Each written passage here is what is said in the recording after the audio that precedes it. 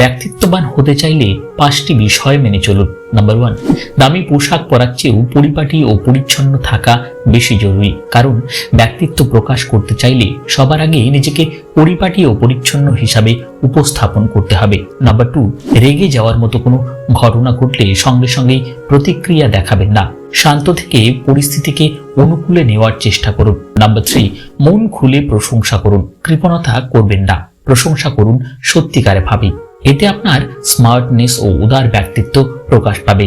Number 4, অন্যকে সাহায্য করার মানসিকতা আপনাকে অনেক দূর এগিয়ে রাখবে, তাই কেউ সাহায্য চাইলে তাকে যতটা সম্ভব সাহায্য করুন, এতে আপনার মানবিক ব্যক্তিত্ব প্রকাশ পাবে।